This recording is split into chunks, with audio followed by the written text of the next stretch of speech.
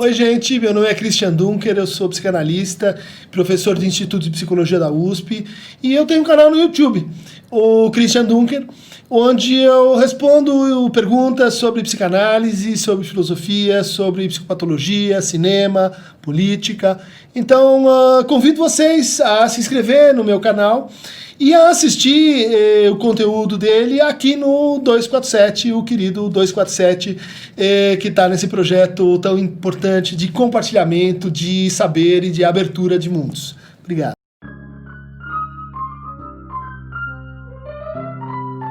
Bem-vindos ao nosso canal YouTube com Falando Nisso de hoje e a pergunta de letra que orna. Oi, Christian, queria pedir um tema de vídeo, se for possível, claro. Tenho interesse por autoconhecimento e queria saber se podemos usar personagens e histórias de ficção, por exemplo, como fonte de autodescoberta e entendimento. Por exemplo, desde muito pequeno sou fã do livro A Odisseia, de Homero, um livro e tanto. Eu poderia extrair autoconhecimento daí? E de que forma? Agradeço e parabenizo pelo grande trabalho. Letra A.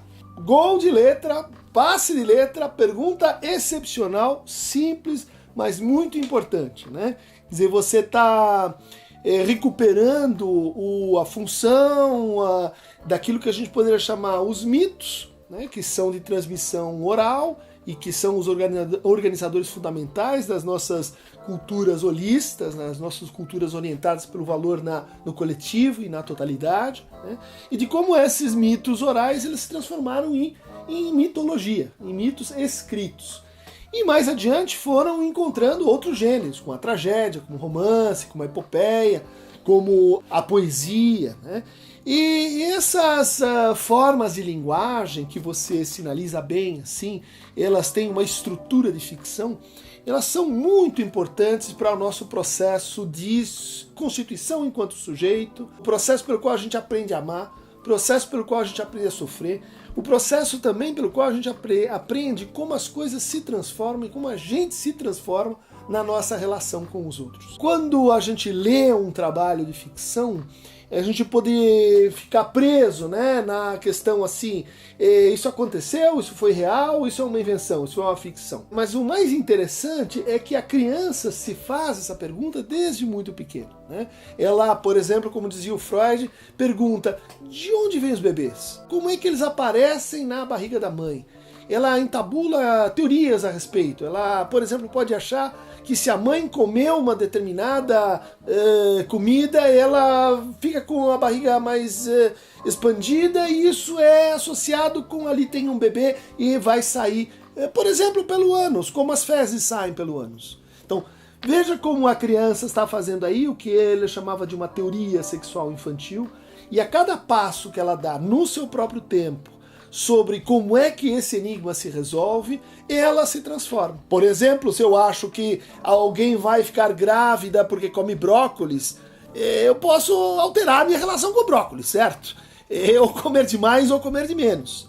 Há uma teoria sexual infantil conhecida que diz assim: se um homem mostra a bunda para uma mulher e uma mulher faz isso para um homem, nasce uma criança, ou a criança vai parar dentro da barriga de uma mulher.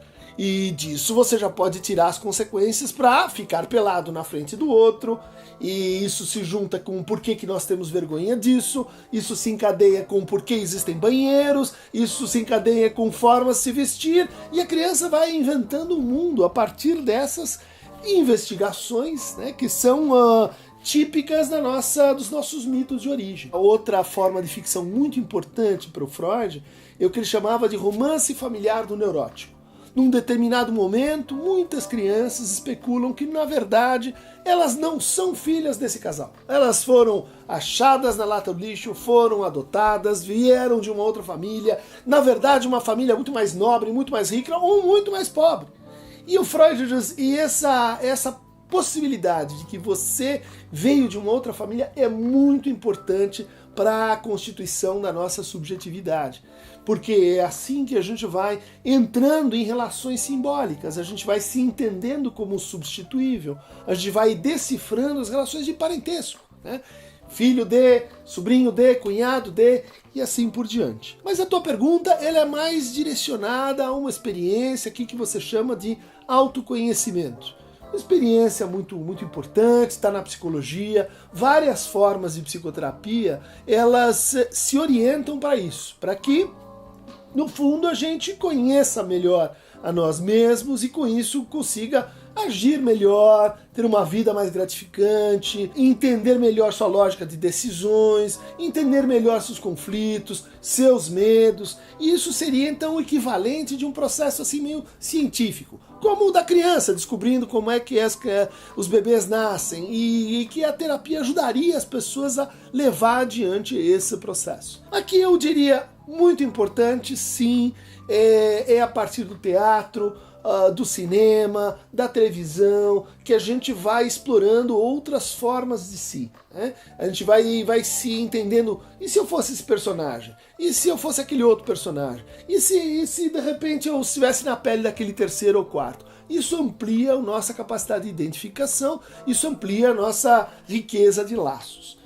Mas há uma crítica que a gente pode fazer a essa ideia de que esse processo ele de fato corresponde a um autoconhecimento, né? Conhecimento se caracteriza por essa relação, sujeito, método e um objeto. Então, conforme eu vou falando, sei lá, com o meu terapeuta, ou quando eu vou lendo um livro como a Odisseia, e eu vou me, assim, objetificando. Eu vou sabendo melhor quem sou eu para mim, tomando-me a mim mesmo como um objeto. E aí eu posso, assim, ter mais e mais saber sobre eu mesmo e com isso me transformar. Haver uma crítica a essa ideia no sentido de que a gente talvez não se transforme ou não necessariamente se enriqueça por auto-objetivação, né? Por assim, uma expansão egológica do próprio eu. Talvez o processo psicoterapêutico e a nossa relação com as formas de ficção possa ser melhor entendido a partir de um outro paradigma. Ou talvez de um paradigma que se associa com o primeiro, né? O primeiro socrático, gnote sueton, conhece-te a ti mesmo. O segundo paradigma poderia ser cuida de si. Cuidar de si é algo um pouquinho diferente de conhecer a si mesmo, né? Cuidar de si implica justamente ficcionalizar-se, saindo de si, né? Cuidar de si pode ser, assim, algo mais prático do que essa atitude teorética, né, de contemplar-se a si mesmo como um objeto. Cuidar de si pode ser, assim, examinar seus sonhos, examinar suas ideias, imaginar, fazer meditações, enfrentar os seus medos, as imagens que desencadeiam angústia em você, mas tudo isso pode não ser um processo de dominação, né, como a gente tem em relação aos objetos de conhecimento. Isso tudo pode ser um processo de cuidado e de transformação. Então essas duas coisas, elas confluem para esse uso que você muito bem colocou aqui, Letra. A literatura, a pintura, o teatro, a fotografia, o romance, e elas são formas, eles são meios, elas são processos de linguagem, né, que nos dão estruturas de verdade. Estruturas de verdade que, no fundo, nós incorporamos, nós absorvemos para nos tornar quem somos. Não só a gente se conhece a partir da literatura, mas a literatura nos forma, né? A gente não só descobre algo sobre nós mesmos vendo um personagem de cinema, mas aquele personagem de cinema ensina a gente as boas perguntas.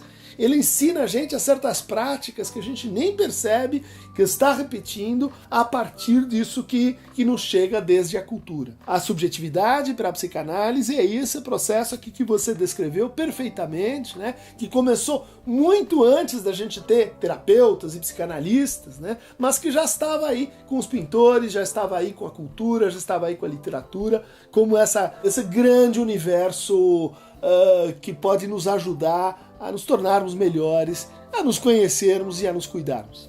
Então, Letra, beijinho e cuida de si. Abraço. Quem quiser receber mais fragmentos de autoconhecimento narrativo, discursivo, em estrutura de ficção, como dizia o Lacan, a verdade tem estrutura de ficção, clique aqui no Aqueronta Movebo. Por hoje é só.